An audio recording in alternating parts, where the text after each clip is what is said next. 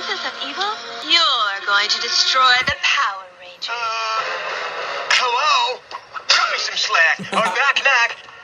The Power Rangers are just pretend, comic book. Time for some shell shock. What are those things? I can't believe it, but I think they're... It's the Teenage Mutant Ninja Turtles. I've been certified turtle-fied. Hold on to your shell. What's that? Wait a minute. You're asking a turtle who lives in a sewer to explain a cosmic event? You want a change of course? How's this? We got our own spaceship! Mega ship will self-destruct in 60 seconds. 59, 58, 56, 55. Well, that just about sums it up. Greetings, dear viewers, and welcome to Power Rangers in Space.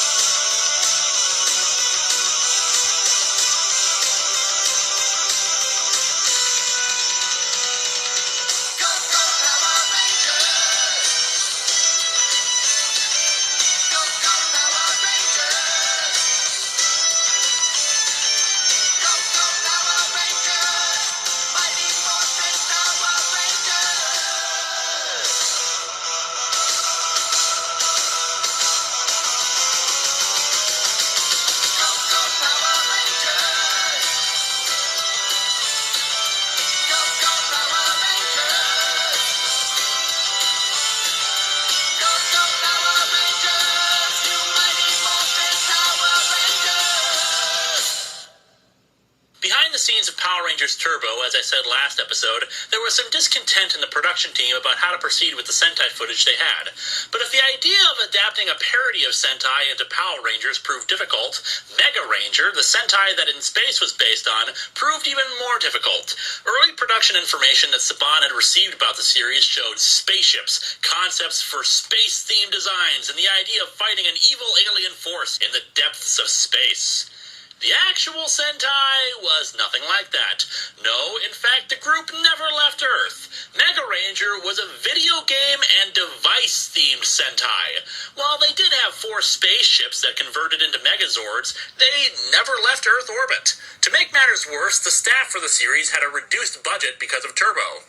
Faced with these difficulties, the production team decided, screw it, it's the last season and we're going to pull out all the stops anyway. They don't have footage of flying in space? Fine, we'll shoot it ourselves and have the model against a green screen.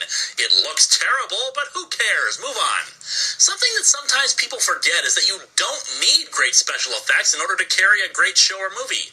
The special effects for space look terrible, but the audience is willing to suspend their disbelief because the story is good. And the story for In Space is arguably the biggest and best written in the entire show.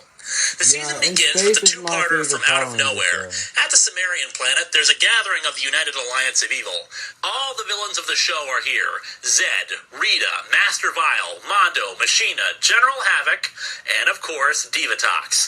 Mondo and Machina don't look like they're in the best of shape, which is understandable. I'd say it's likely that the Alliance only recently rebuilt them, and given the state of the Empire at the end of Zeo, they're probably in no position to strike out on their own again. Divatox is gloating about her victory over the Power Rangers when she runs into Rita. This is where we also learn that none of the female villains get along. At all. It's you. How wonderful to see you. Rita.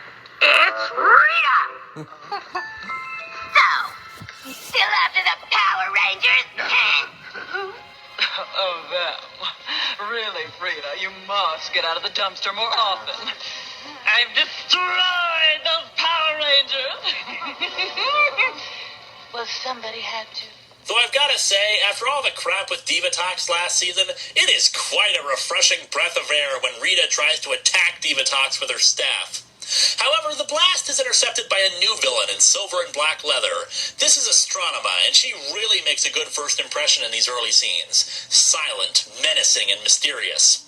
The only downside is that in the early episodes, they really had her chewing the scenery. They really should have kept her quieter and only go over the top when she failed. Also, I've heard that the outfit that she's wearing was actually first used in the movie Spawn. Although personally, I don't really care. Still, like I said, the very first we see of her really is well done. Also among them is a figure wearing a very concealing robe who just walks around the evil forces, watching, waiting, and observing. This is also a good time to talk about the theme song. Ron Wasserman once more brings his talent to the theme song, and like all of his work, is pretty damn addicting. Especially the beginning countdown and the raw, cheesy glory of declaring, "In space!" 5, 4, 3, 2, 1. Hell yeah.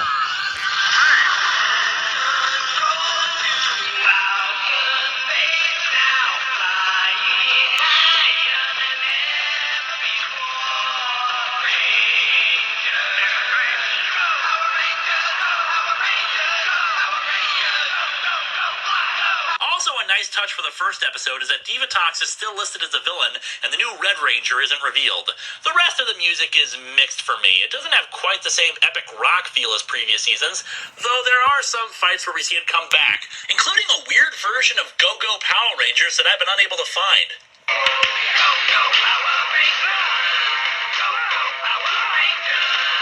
The Alliance sits down for dinner and we finally meet Dark Spectre, the creature responsible for capturing Zordon. And it turns out that it's Malagor from the Turbo movie. Or rather, the Malagor costume.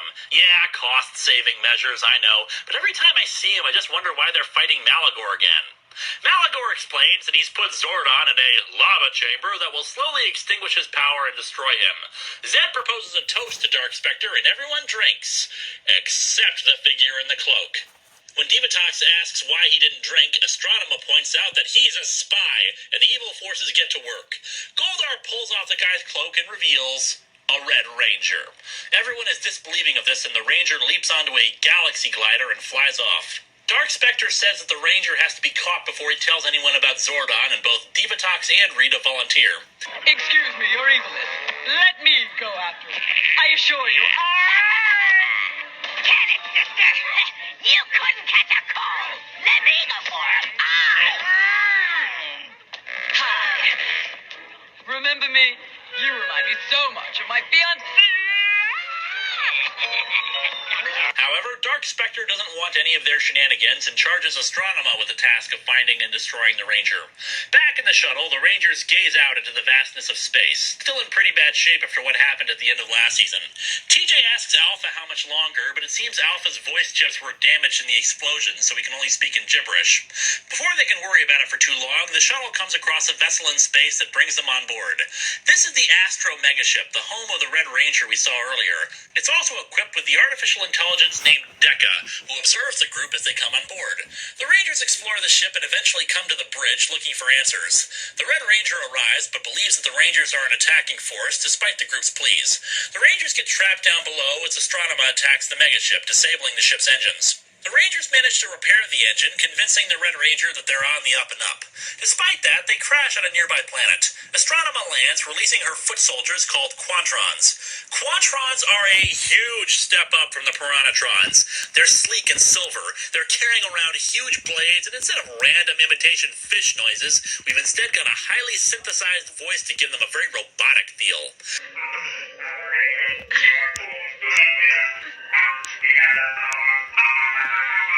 The Red Ranger goes out to face the approaching forces, and the Rangers insist on coming along to help.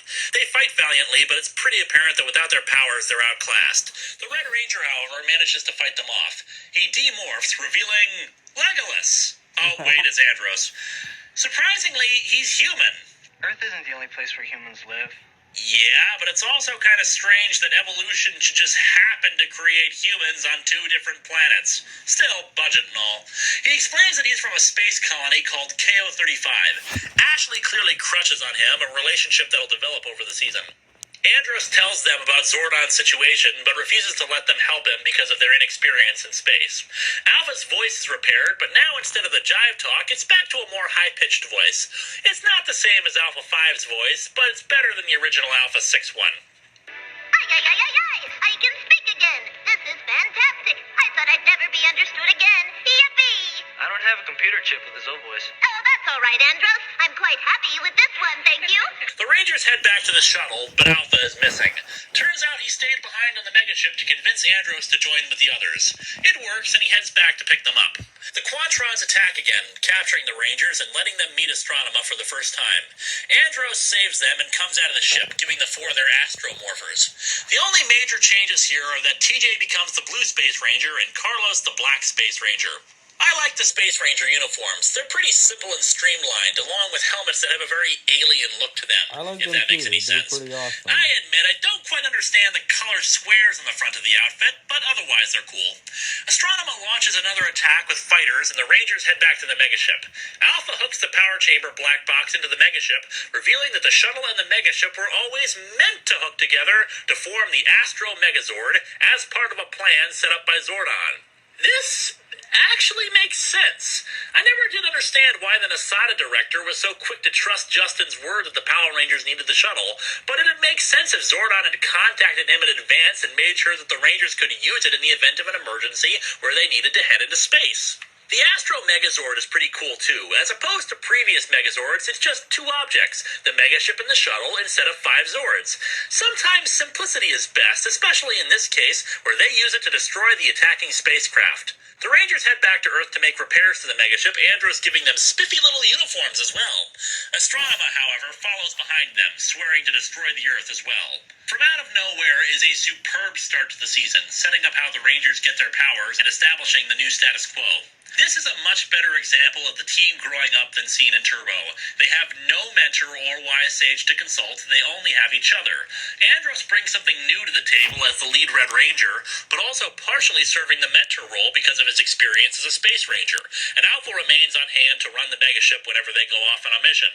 There's a real sense of optimism about their mission, that they will find Zordon even though they have no idea where to start looking. In the next episode, we get Bulk and Skull's shtick for the season, searching for alien life forms with a new character named Professor Phenomenus. Lieutenant Stone is gone, and sadly so is the Juice Bar, a mainstay of the show for 5 years. Admittedly, it's disappointing to lose, if just for the familiar atmosphere. They try to make a new place, the surf spot, but it's just not the same.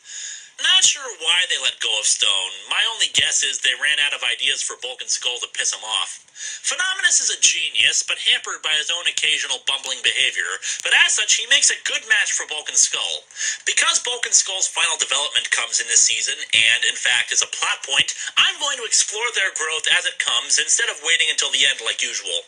To my utter irritation, Elgar is assigned to work with Astronema, though fortunately he has a considerably reduced role. Unlike Divatox, Astronema doesn't put up with Elgar's crap. You know, you should put me in charge. You see, I would build a machine so big that it would take... You talk too much. While on Earth, Andros reveals that he has telekinetic abilities. He admittedly doesn't use them very often later in the series, and because he's an alien, I don't really mind these powers. In future Ranger series, they'll start introducing civilian powers, and I'll get into my feelings about them when we get there. The Rangers overhear Bulk and Skull talking about seeing the Dark Fortress, Astronema's ship, and run off to get the last of the supplies and head back for the ship. After a fight with some Quantrons, we meet Astronema's right-hand man, Ecliptor. Ecliptor, as we'll discover, is one of the most well-developed villains of Power Rangers, but I'll get to that later. In the early episodes, though, he's just a badass, easily able to walk through the Rangers without too much difficulty. However, we've now reached a point that I've been dreading. There is one episode of this series that is infamous to many. No, you're not seeing things. Those are the Teenage Mutant Ninja Turtles. Yeah, that At the same time as crossover was Power Rangers in awful. Space was on the air, there was also a live-action TMNT series called Ninja Turtles: The Next Mutation. It's equally infamous among Turtles fans for the introduction of a female turtle, Venus, and the idea that the Turtles aren't really biological brothers. I admit watching it as a little kid and liking it, but it really was not that good. In fact, it only lasted one season, 26 episodes, and of those 26 episodes, at least 2 were clip shows. How the hell do you have a clip show when you only have one season, much less 2 clip shows? The episode goes like this. Astronema brainwashes the Turtles to work for her and has them trick the Rangers into letting them on board the megaship. Once there, they take over, the brainwashing gets undone, Turtles and Rangers win the day. The dialogue is awful and head-scratching at points, like when the Turtles tell Astronema that the Power Rangers don't really exist. The Rangers were on a talk show once. There were frequent monster attacks reported by the news saying that the Rangers were engaging the monsters. Angel Grove even has special rules and regulations related to monster attacks. Also, whoever was in charge of the Turtles' face animatronics and lining up their voices really dropped the ball. The male turtles all sound exactly the same and they never look like they're actually speaking. Though there is an amusing bit where Raph hits Algar. And I like seeing Algar get hit. In fact, let's see that again. Ha! That's for Zordon's tube, you cone-headed freak! As time goes on, we learn a bit more about Andros' backstory. His sister, Corone, was kidnapped by a monster as a little girl, and he continues to search for any sign of her even to this day. In addition, his homeworld was attacked by the forces of evil long ago, forcing the people to leave it. Andros has his own character development over the course of the series, relating mostly to learning how to accept the help of the other Rangers. By the by, what the hell was up with Astronoma's hair? She kept changing its color every other episode. For some reason, in some episodes, it's made clear that the Rangers are still in high school. Eventually, they just drop it and graduate off-screen or something. Wisely so, since it doesn't make any sense. Frequently, we'll see the group staying overnight on the megaship while they continue their searches for Zordon. Having them still be in high school raises all sorts of questions, not the least of which being where the hell their parents think they are. While there were some filler episodes, a lot of them served different purposes. For example, Satellite Search showed the Rangers continue their search for Zordon. Wasp with a Heart, while seemingly filler, is actually something we'll get to when we explore the themes of this season, especially since, despite some melodrama, it's actually an episode that perfectly encapsulates this season's overarching story. However, the main search for Zordon was continued in the Delta Discovery. Fortunately, the Space Rangers aren't the only ones hunting for Zordon. The Phantom Ranger has been tracking Divatox, who's in charge of holding Zordon. The Phantom Ranger sends a signal to the Rangers, but he's discovered by Divatox. I guess losing his Ruby last season weakened him or something, because he's a major problem contending with the Piranhatrons, despite him being able to kick their asses easily last time. Of course, the Rangers immediately spring into action and speed off to the planet, but sadly they arrive too late and Zordon is moved off before they can reach him in time. The Phantom Ranger is intercepted by Astronema and the Quantrons, overwhelming him. Like I said last time, there was supposed to be a three-parter this season that finally explained the Phantom Ranger's origins, but budget problems caused it to be cancelled. I don't believe there's ever been any official explanation for what the plans for his origins were, but some range from it being Zordon's son to him being the spirit of all the previous Rangers or something like that. But based on the fact that at the end of the season his homeworld doesn't look like Eltar and is never referred to as Eltar, we can assume that he comes from a different world than Zordon. Before the Phantom Ranger collapses, he gives them the location of the Delta Megaship, another vessel in Zord that they can use. When they try to find him again, he's already left, but he does leave a farewell message to Cassie. The Delta Megazord was cool in its own right with Gatling hands, but of course all the best Megazords combined together, so of course the two Megazords were capable of merging and kicking even more ass. Along with it was the Battleizer, which both controlled the Delta Megaship as well as gave Andros an advanced armor and weapon. In other filler episodes, we frequently see the Rangers heading out to different planets searching for signs of Zordon.